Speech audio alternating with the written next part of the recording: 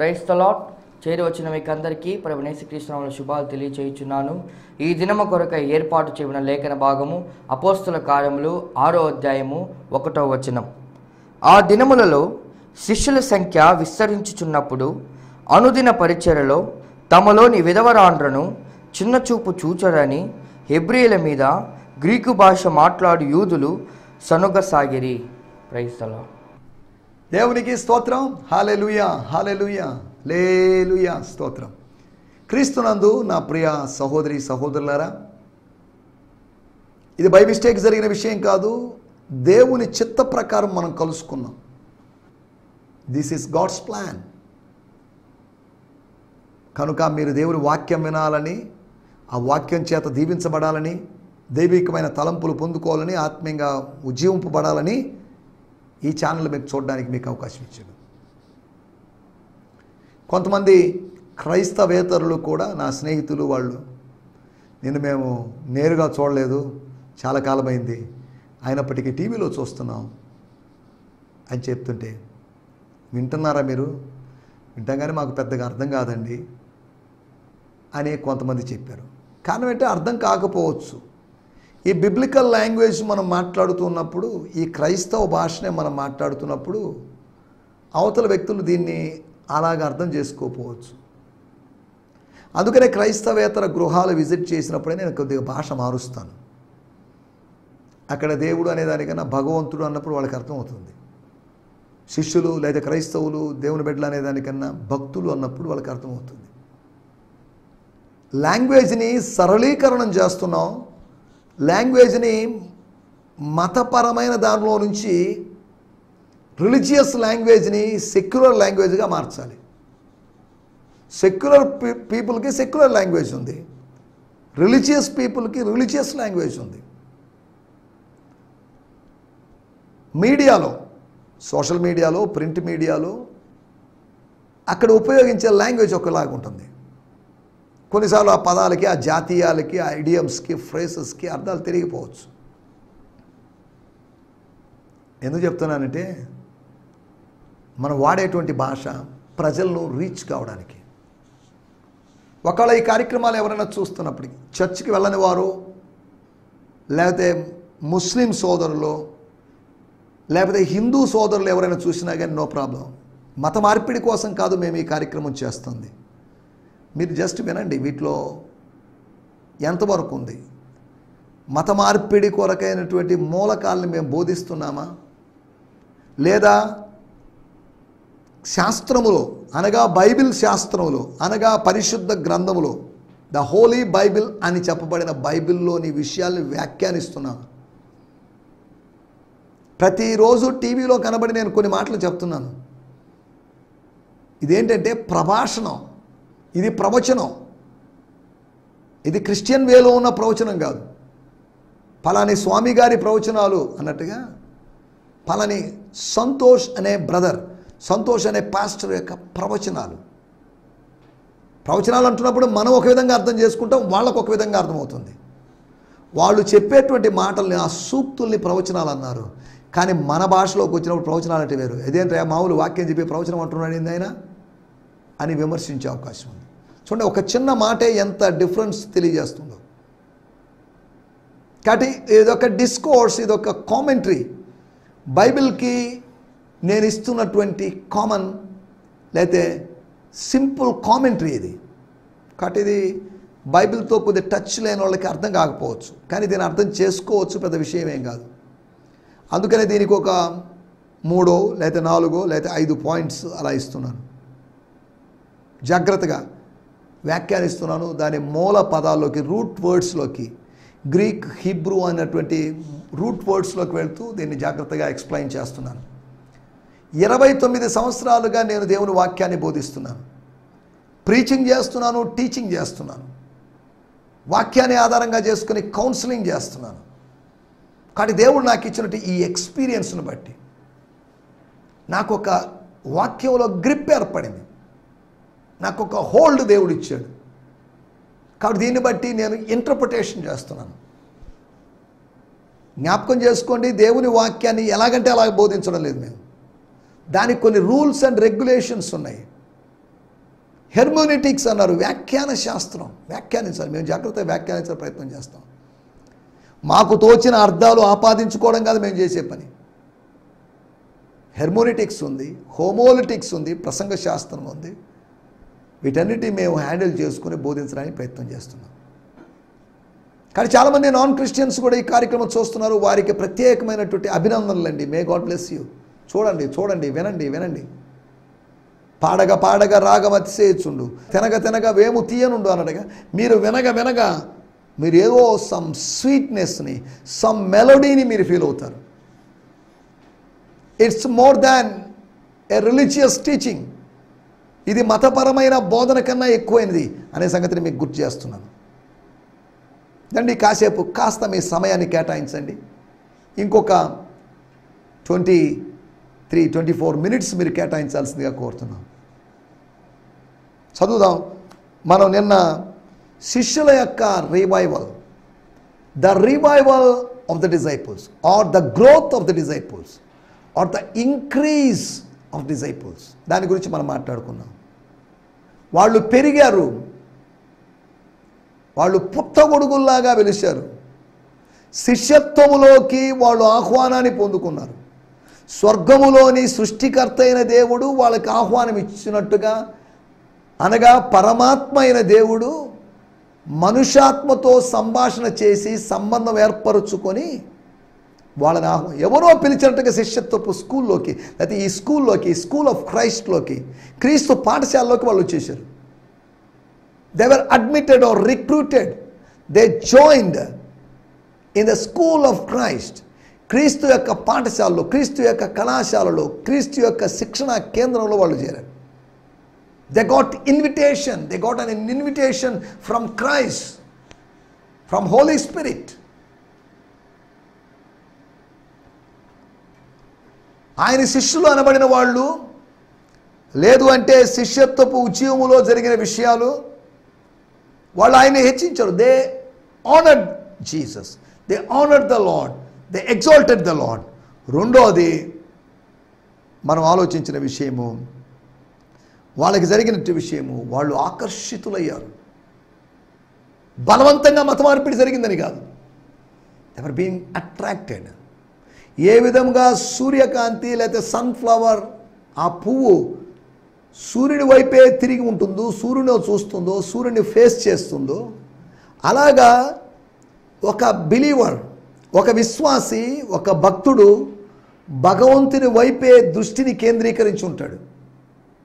ఇది అట్రాక్షన్, ఇది basic instinct, ఇది సహజాతం వాళ్ళలో జరుగుతాయి. ఎవరు చేపకు ఈదడం ఎవరు నేర్పించారు? పక్షికి ఎగరడం ఎవరు నేర్పించారు? విశ్వాసికి ప్రభు వైపు తిరగడం ఎవరు నేర్పించారు? భక్తునికి భగవంతుని వైపు తిరగడం ఎవరు నేర్పించారు? ఇవన్నీ న్యాచురల్గా జరుగుతున్న విషయాలే. అసంకల్పిత ప్రతీకార చర్య అని చెప్పినట్లు ఆ సైన్స్లోకి మనం వెళ్ళలేదు. నా మాటలు మీకు అర్థమవుతున్నాయి అనుకుంటాను. ఒకవేళ మీకు ఏదైనా అర్థం కాకపోతే దయచేసి ఈరోజు నన్ను కాంటాక్ట్ చేయాల్సిందిగా కోరుతున్నాం. కాంటాక్ట్ చేసినప్పుడు మీరు క్వశ్చన్ అడిగినప్పుడు పలాని ఎపిసోడ్లో, పలాని టైటిల్తో ఉన్నటువంటి ఎపిసోడ్లో, లేకపోతే పలాని ఎపిసోడ్ నంబర్ చెప్పండి, దాంట్లోంచి మాకు డౌట్ అని అడగండి. అప్పుడు క్లారిటీ, మళ్ళీ నేను ఏం డౌట్, ఆ క్వశ్చన్ ఏంటి, నేనేం చెప్పాను, మీరేం అర్థం చేసుకున్నారు అని ఆలోచించే అవకాశం ఉంది. కాబట్టి మీ క్వశ్చన్ క్లారిటీగా ఉన్నట్లయితే నా ఆన్సర్ క్లారిటీగా ఉండడానికి నేను ప్రయత్నం చేస్తాను. దేవుని స్తోత్రం. ఆ శిష్యుల యొక్క ఉద్యమంలో వాళ్ళు ఆకర్షితులయ్యారు. అంతేకాకుండా వాళ్ళ యొక్క ఆలోచన విధానాన్ని మార్చుకున్నారు. బిలీవర్స్ అనేటువంటి స్థాయిలో ఉండాలనుకున్నారు, డిజైపుల్స్ అనే స్థాయికి వెళ్ళారు. డిజైపుల్స్ అనే స్థాయి నుంచి సర్వెంట్స్ అనే స్థాయిలోకి, డీకన్స్ అనేటువంటి స్థాయిలోకి వెళ్ళారు. దేవుని స్తోత్రం. నాలుగో విషయము, వాళ్ళు ఆయన వాక్యాన్ని విన్నారు, ఆయన యొక్క ఉపదేశాన్ని విన్నారు. ఆయన అంటే యేసుప్రభు. యేసుప్రభు లేడు కదంటండి, ఆయన చచ్చిపోయాడు, ఆయన తిరిగి లేచాడు, ఆయన ఆరోహణం వెళ్ళిపోయాడు, ఆయన అసెండ్ అయిపోయాడు, అసెన్షన్ జరిగిపోయింది కదా. ఆయన వాక్యం, ఆయన వెళ్ళిపోయినప్పటికీ ఆయన వాక్యాన్నే వాళ్ళు బోధిస్తున్నారు. అపోస్తులు అనబడిన వాళ్ళు, అపోజల్స్ అంటే సెంట్ వన్స్ అని అర్థం, పంపించబడిన వాళ్ళు. ఒక బాధ్యత నిమిత్తం ఒక పని నెరవేర్చడం కోసం పంపించబడిన వాళ్ళు అని అర్థం. అపోస్తులు, పాస్టర్స్ అందరూ అపోస్తులు కాదు. పాస్టర్లు ఉన్నారు, అపోస్తులు ఉన్నారు, ప్రాఫిట్స్ ఉన్నారు, టీచర్స్ ఉన్నారు. ఇలా తేడాలు ఉన్నాయి. అందరూ ఒకేలాగా ఉన్నప్పటికీ కూడా 5 విధాలైన పోస్టింగ్లు ఉన్నాయి. అపోజల్స్, profits and pastors, teachers and evangelist. అపోస్తులు, ప్రవక్తలు, కాపరులు, సువార్థికులు, బోధకులు. ఎఫెసీ పత్రిక 4వ అధ్యాయంలో ఈ 5 తేడాలు కనిపిస్తాయి. నేనెవరో మీరు అర్థం చేసుకోవచ్చు. మీ pastor is a pastor. He got a gift of pastoring. Shepherding అనేటువంటి గిఫ్ట్ కలిగి మీకు ఒక గిఫ్ట్గా, మీ స్థానిక సంఘానికి ఒక గిఫ్ట్గా అనుగ్రహించబడినవాడు. His office is pastoral. నేను ఒక పాస్టర్గా పనిచేస్తుంటాను. అదే సమయంలో కొన్నిసార్లు ఒక టీచర్గా మారుతాను. అదే సమయంలో ఒక ఎవాంజలిస్ట్గా మారుతాను. అదే సమయంలో ఒక ప్రాఫెట్గా మారుతాను. అదే సమయంలో ఒక అపోజల్గా. అనగా ఇన్ని వేరువేరు బాధ్యతలు ఒకేసారి చేస్తానని కాదు, అవసరతను బట్టి నేను చేస్తాను. మీ స్థానిక సంఘ కాపరి కూడా అలా చేస్తాడు. మీ సంఘ కాపరి కేవలం పాస్టర్ మాత్రమే కాదు. Sometimes he operates in the gift of apostleship. Sometimes he operates in the gift of prophet. అవసరాన్ని బట్టి ఆయా ఆత్మీయ వరంలో పనిచేస్తాం అంతవరకే. కానీ క్లెయిమ్ చేసుకొని నాకు 9 వరాలు ఉన్నాయి, నాకు అన్ని వరాలు ఉన్నాయి, నాకు స్వస్థత వరం ఉంది, నాకు వివేచన వరం ఉందని చెప్పుకోవాల్సిన అవసరం లేదు. నీకు ఉన్నా లేకపోయినా, ఉంది అని ప్రజలకు చెప్పాలనుకున్నా చెప్పుకోవాలనుకోకపోయినా ఒకటి మాత్రం వాస్తవం, దేవుడు అవసరతను బట్టి తన వాక్యాన్ని స్థిరపరచడానికి అద్భుతాలు, ఆశ్చర్యకార్యాలు, సూచక్రియలు చేస్తారు అంతవరకు. సరే, దేవుని స్తోత్రం. నమ్మిన వారి వల్ల ఈ సూచక్రియలు కనబడడానికి రాయబడింది. వరాలు కలిగిన వాళ్ళ ద్వారా ఈ సూచక్రియలు. ఎందుకు 9 వరాలు కలిగిన వాళ్ళు అని క్లెయిమ్ చేసుకుంటున్నారు? అది 9 వరాలు ఒకేసారి పనిచేయవు కదా. అటువంటిప్పుడు 9 వరాలు కలిగిన వాళ్ళని వాళ్ళ పబ్లిసిటీ కోసం చేస్తుంది అంతవరకే. దేవుని స్తోత్రం. ప్రతి వాళ్ళకి వరం ఉంది. నాకు ఒక వరం ఉంది. నాకు ఏ స్వస్థతా వరం లేకపోయినా, ప్రవచన వరం లేకపోయినా, నాకు రక్షణ అనే వరం ఉంది. కృపచేత విశ్వాసం ద రక్షణ. ఇది దేవుని వలన కలిగిన వరమే. This a gift of salvation. I got the gift of salvation in 1993. 1993వ సంవత్సరం నుంచి 29 సంవత్సరాలుగా ఈ గిఫ్ట్ నేను కలిగి ఉన్నాను. Word of God is a gift. ఈ గిఫ్ట్స్ని మనం కలిగి ఉన్నాం. సరే, వీటన్నిటిలోకి వెళ్ళడం లేదు, మనం కాస్త ముందుకు సాగుదాం. ఇలాగా శిష్యత్వపు ఉజ్జీవాన్ని గురించి, డిసైపుల్స్ యొక్క ఎక్స్ప్లోజన్, లేకపోతే డిసైపుల్స్ యొక్క రిఫార్మేషన్, డిసైపుల్స్ యొక్క వాళ్ళు ఒకప్పుడు యూదా మతంలో పరిసయ్యుల దగ్గర, శాస్త్రుల దగ్గర, సద్దూకయ్యుల దగ్గరలో వాళ్ళెవరో ఒకరి దగ్గర శిష్యులుగా ఉన్నవాళ్ళు, యోహాను దగ్గర శిష్యులుగా ఉన్నవాళ్ళు. ఆ శిష్యత్వాలని వదిలిపెట్టి, ఆ శిష్యత్వపు మతాలను వదిలిపెట్టేసి ఒక న్యూ వేలోకి వచ్చారు. నా మాటలు మీరు అర్థమవుతున్నాయని అనుకుంటున్నాను. స్తోత్రం. ఈ సమయంలో ఈ దినం కొరకై మన లేఖన భాగము, వాక్య భాగము పేజీ నెంబర్ 108. కొత్త నిబంధనలో 108వ పేజీ ఎడమ చేతి వైపున ఉంటుంది. 6వ అధ్యాయము 1వ వచనం, అనగా book of acts 6th chapter first words, అనగా అపోస్తుల కార్యములు అనబడినటువంటి కొత్త నిబంధనలోని 5వ పుస్తకంలోని 6వ అధ్యాయములోని మొదటి వాక్యం. ఆ దినములలో శిష్యుల సంఖ్య విస్తరించుచున్నప్పుడు అనుదిన పరిచర్యలో తమలోని విధవరాండ్లను చిన్న చూపు చూచారని హెబ్రీయుల మీద గ్రీకు భాష మాట్లాడు యూదులు సనుగసాగిరి. Now in these days, continuous టెన్స్లో రాబడింది. ఇన్ దోస్ డేస్ అని పాస్ట్ టెన్స్లో కాదు. In these days when the number of the disciples of Jesus Christ was growing, there శిష్యుల సంఖ్య పెరుగుతుంది. అదే సమయంలో ఒక సమస్య కూడా ఉత్పన్నమైంది. There arose a complaint by the Grecian Jews against the Hebrews because their widows were neglected in the daily distribution of food. Fathers life new టెస్ట్మెంట్లో వచ్చి నేను చదివాను. తర్వాత బ్రియాన్ సిమ్మన్స్ గారి టీపీటీ అనేటువంటి తర్జుమా నుంచి కూడా చదువుతాను. During those days the number of Jesus followers kept multiplying greatly. ఎక్కువగా, గొప్పగా. యోహాను శిష్యులు ఏమైపోయారో తెలీదు. the number of the disciples were increasing. 3,000 మంది, 5,000 మంది. 3,000 మంది అనే అపోస్తుల కార్యం 2వ అధ్యాయంలో, 5,000 మంది 4వ అధ్యాయంలో మనం చూస్తున్నాం. కానీ more people are being added to the church, added to the school of Christ, being conducted by the apostles, early apostles or 12 apostles. But a complaint was brought against those who spoke Aramaic. యేసు మాట్లాడిన Aramaic భాష మాట్లాడిన వాళ్ళకి by the Greek speaking Jews. యూదులు సాధారణంగా గ్రీకు మాట్లాడరు. Greek is a business language. ఆనాటి cultural language అది. Greek speaking Jews who felt, వాళ్ళకి ఇలా అనిపించింది, వాళ్ళు ఇలా భావించారు.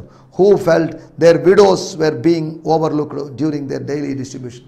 ఆహారం విషయంలో తక్కువ చేస్తూ, కొరత చేస్తూ, విధవరాలు కదా వీళ్ళని ఎవరు పట్టించుకుంటారులే అని నెగ్లెక్ట్ చేస్తున్నారు.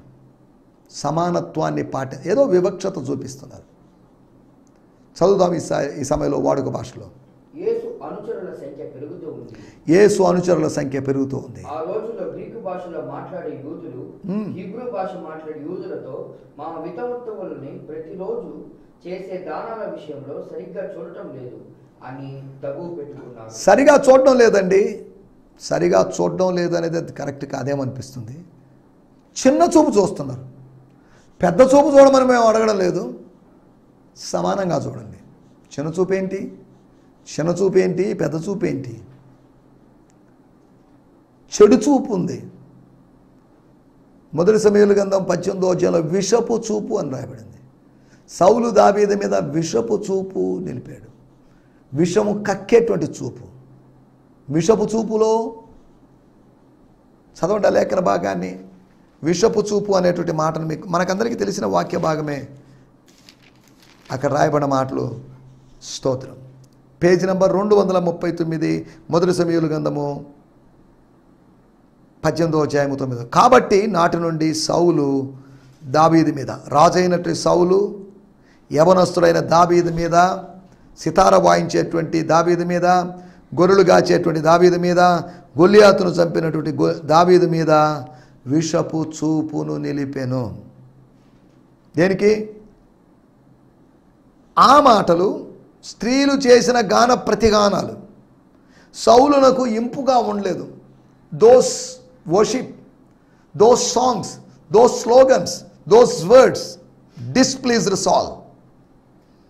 అతడు బహు కోపం తెచ్చుకొని, వారు దావీదునకు 10,000 కొలది అనియు నాకు 1,000 కొలది అనియు స్తుతులు పాడిరే, రాజ్యం తప్ప మరి ఏమి అతడు తీసుకొనగలడు అని అనుకోలేడు. రాజ్యం తప్ప ఏం తీసుకోగలడండి? ఏం పీక్కోగలడు వాడు అనే language, unparliamentary language, decent language లేదు, డిప్లొమాటిక్ లాంగ్వేజ్ లేదు. మన భాష చక్కగా ఉండాలి, మన చూపు చక్కగా ఉండాలి, మన వ్యవహారం చక్కగా ఉండాలి. ఇది రాజకీయ నాయకులకే కాదు, విశ్వాసికి కూడా పనికి వస్తుందనే సంగతిని మీకు గుర్తు చేస్తున్నాను. అవకాశం దొరికిన వాళ్ళ మీద మనం కౌంటర్లు వేస్తాం.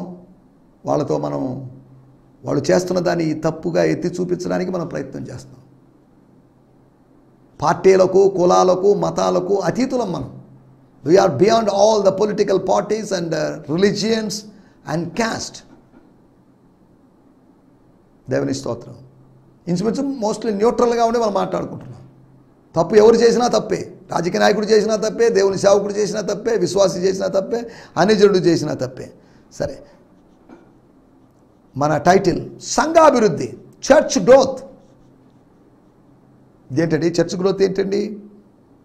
అవును, ఆ దినములలో చర్చ్ గ్రోత్ జరిగింది. చర్చ్ గ్రోత్ ఎక్స్ప్లోషన్ జరిగింది అన్న కానీ చర్చ్ గ్రోత్ జరిగింది. చర్చ్ ప్లాంటింగ్ జరుగుతుంది, చర్చ్ గ్రోత్ జరుగుతుంది. చర్చ్ గ్రోత్కి సహకరించినటువంటి 4 మూలకాలు, 4 elements. What are the 4 elements that cooperated, that caused church growth? సంఘాభివృద్ధికి కారణమైనటువంటి 4 విషయాల గురించి మనం ఆలోచించబోతున్నాం. స్తోత్రం. Number 1, increase of the disciples. సంఘము ఎదగాలి, సంఘము అభివృద్ధి చెందాలి. ఈ రోజులో సంఘాభివృద్ధి అంటే ఇట్స్ ఎ న్యూమరికల్ గ్రోత్. సంఖ్యాపరం. 10,000 మంది వస్తున్నారు, 5,000 మంది వస్తున్నారు, 6,000 మంది వస్తున్నారు, 1,00,000 మంది వస్తున్నారు. Is it really church growth? ఇది నిజంగా సంఘాభివృద్ధేనా అని మనం వాక్యానుసారంగా ఆలోచిస్తే, అపోస్తుల కార్యం గుండా జరిగేటువంటి ఆత్మీయ ప్రయాణంలో మనం ఆలోచిస్తే, church growth consists of the increasing disciples. అనగా సంఘాభివృద్ధిలో శిష్యుల సంఖ్య పెరుగుతుంది. ఈ రోజులో శిష్యుల సంఖ్య పెరగడం, సభ్యుల సంఖ్య పెంచుకుంటున్నారు. ఆ సభ్యుడు శిష్యుడిగా మారే అవకాశం లేదు. ఆ సభ్యుడు ఆన్లైన్ సర్వీసులు అటెండ్ చేస్తాడు. ఉదయం ఒక సర్వీసు, మధ్యాహ్నం ఒక సర్వీసు, సాయంత్రం ఒక సర్వీసు అవుతాడు. ముగ్గురు క్లెయిమ్ చేసుకోండి, మా విశ్వాసి, మా విశ్వాసనే. ఎవరి విశ్వాసి కాదు, వాడు దేవుని విశ్వాసి. ఫలాని టెంపుల్ విశ్వాసి, ఫలాని చర్చ్ విశ్వాసి అని క్లెయిమ్ చేయొద్దు. మా స్థానిక సంఘంలో కూడా అదే చెప్పేది. You are not a believer of this church, you are a member of this church, you are a believer of Christ. దేవుని స్తోత్రం. సంఘాభివృద్ధిలో శిష్యులు, నేర్చుకునేవాళ్ళు పెరగాలి. ఏ వేల మంది వెళ్తున్న చోట కూడా 10 మంది 20 మంది వాక్యం వింటున్నారు, ఇంట్రెస్ట్గా రాసుకుంటున్నారు, క్వశ్చన్స్ చేస్తున్నారు, తెలుసుకోవాలని తాపత్రయపడుతున్నారు. మిగతా వాళ్ళందరూ నేమ్ సేక్ ఆదివారం రావాలి కాబట్టి చర్చ్కి వచ్చి కూర్చొని వెళ్ళిపోతున్నారు. ఇది విచారకరం. దేవుని స్తోత్రం. ఒకటి సంఘాభివృద్ధిలో ఉన్నటువంటి విషయం, ఇంగ్రీడియంట్ ఏంటి అంటే, సంఘాభివృద్ధి అనేటువంటి రెసిపీలో, ఆ వంటకంలో కనిపించేటువంటి ఆ పదార్థం ఏంటి అంటే శిష్యుల సంఖ్య పెరగడం. అపోస్తుల కార్యములు 2వ అధ్యాయం 41వ వచనంలో 3,000 మంది అని రాయబడింది. అపోస్తుల కార్యములు 4వ అధ్యాయం 4వ వచనంలో 5,000 మంది అని రాయబడింది. 3 + 5 8,000 మంది. వాళ్ళు సభ్యులై ఉండొచ్చు, కానీ వాళ్ళు శిష్యత్వంలో ఎదుగుతున్నారు. ఆ సంఘం నుంచి, ఈ సంఘం నుంచి, ఆ డినామినేషన్ నుంచి, ఈ డినామినేషన్ నుంచి, అక్కడ అసంతృప్తి చెందిన వాళ్ళని మనం ఆహ్వానించి తీసుకొచ్చి, చూసారా మన అమ్మరు పెరిగిపోతుంది అని టీవీలో కొంతమంది చెప్తుంటే, సిగ్గు శరం లేని బోధకుల గురించి, వాక్యం ఎరగనటి బోధకులను చూసి సిగ్గుపడాల్సి వస్తుంది. This is not church growth. This is ఒక విధంగా చెప్పాలి, converting people, converting A person from church to church. మత మార్పిడి తప్పు అయితే సంఘ మార్పిడి కూడా తప్పే. దేవుని స్తోత్రం. అదే సమయంలో మత మార్పిడి అనేది ఒక న్యాచురల్ ప్రాసెస్.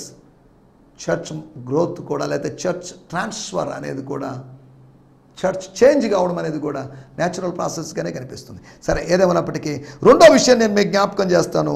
అపోస్తుల కార్యములు 6వ అధ్యాయం 7వ వచనం. దేవుని వాక్యము ప్రబలమై శిష్యుల సంఖ్య యెరూషలేము పట్టణములో, పరిశుద్ధ పట్టణములో, మహారాజు పట్టణములో బహుగా విస్తరించెను. అంతటితో ఆగిపోలేదు. మరియు యాజకులలో అనేకులు విశ్వాసమునకులు. యూదా మతపు యాజకులలో ఇంచుమించు 30 నుంచి 40,000 మంది ఉన్నటువంటి యాజకుల్లో అనేకులు, కొందరని కాదు, మైనారిటీ ఆఫ్ ది ప్రీస్ట్ అని కాదు, అనేకులు విశ్వాసమునకు లోబడిరి, అనగా అనేకులు విశ్వసించిరి. దేవుని స్తోత్రం. రెండో విషయం, సమాజం మీద ప్రభావం. యూదా సమాజం మీద, యూదా మతం మీద మనకు ఒక ప్రభావం. సంఘాభివృద్ధి అంటే సమాజం మీద ప్రభావం చూపించడం, ఇన్ఫ్లుయెన్స్ ఓవర్ ద సొసైటీ. మూడో విషయాన్ని నేను మీకు జ్ఞాపకం చేస్తాను. అపోస్తుల కార్యములు 9వ అధ్యాయం 31వ వచనం. కావున యూదయ అనగా దక్షిణ ఇజ్రాయేలు, గలిలయ అనగా ఉత్తర ఇశ్రాయేలు, సమరయ అనగా మధ్య ఇశ్రాయేలు, ఈ ఇజ్రాయెల్ దేశపులోని 3 భాగాల్లో సంఘములు కాదు, సంఘము, దేవుని సంఘము. ఎన్ని సంఘాలు ఉన్నా కానీ దేవుని సంఘమని పిలవాలి. అవన్నీ స్థానిక సంఘాలు, కానీ సార్వత్రిక సంఘము. సార్వత్రిక సంఘాన్ని గురించి క్షేమాభివృద్ధి నందుచు సమాధానము కలిగి ఉండెను, మరియు ప్రభునందు భయమును పరిశుద్ధాత్మ ఆదరణ కలిగి నడుచుకొనుచు విస్తరించుచుండెను. ఒకటి సమాధానం ఉంది, పీస్ ఉంది, కలహాలు లేవు, గొడవలు లేవు, కోల్డ్ వార్స్ లేవు. రెండోది, అక్కడ ఫియర్ ఆఫ్ ద లార్డ్ ఉంది, దైవ భయం ఉంది.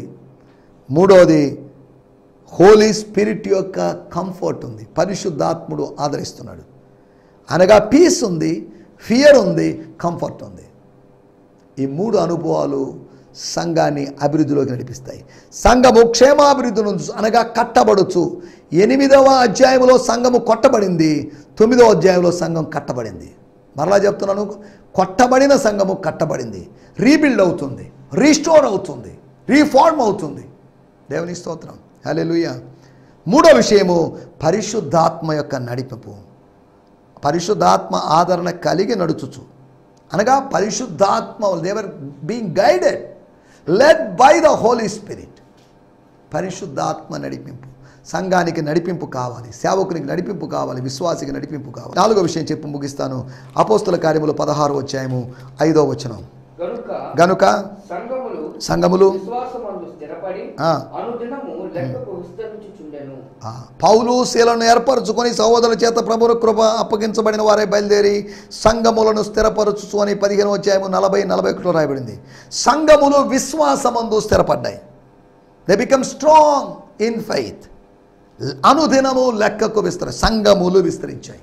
సంఘ క్షేమాభివృద్ధి, సంఘము కట్టబడ్డం, ఇక్కడ సంఘములు కట్టబడ్డం, లోకల్ చర్చెస్ గురించి రాయబడింది. రోమీయులకు రాసిన పత్రిక 1వ అధ్యాయము, మీరు స్థిరపడవల్లని అనగా ఒకరి విశ్వాసము చేత ఒకరు ఆదరణ పొందవల్లని. ఎస్టాబ్లిషింగ్ ఆఫ్ ద చర్చ్, సంఘాభివృద్ధిలో భాగం ఎస్టాబ్లిషింగ్. డిసైపుల్స్ యొక్క గ్రోత్, 2వది సమాజం మీద ప్రభావం, 3వది పరిశుద్ధాత్మ యొక్క నడిపింపు, 4వది స్థిరపడ్డం అనేటువంటి అటువంటి సంఘాభివృద్ధి మన స్థానిక సంఘాల్లో జరగాలని కోరుకుంటూ నా మాటలు ముగిస్తున్నాను. దేవునికి స్తోత్రం, హల్లెలూయా. మీ అందరికీ వందనాలు. ఈ సందేశము మీకు ఆశీర్వాదకరంగా ఉందని నమ్ముచున్నాము. ప్రార్థనా అవసరతల కొరకు మమ్మల్ని సంప్రదించవలసిన మా చిరునామా గిద్యోన్ మిషన్ చర్చ్, 6వ వీధి, శాంతినగర్, నెల్లూరు 4, ఆంధ్రప్రదేశ్. పిన్ 524004. మా ఫోన్ నంబర్లు 7036443613 మరి ఒక నంబర్ 9392293010. మా ఈమెయిల్ ఐడి gfihmi2015@gmail.com. దేవుడు మిమ్మును ఆశీర్వదించునుగాక. ఆమేన్.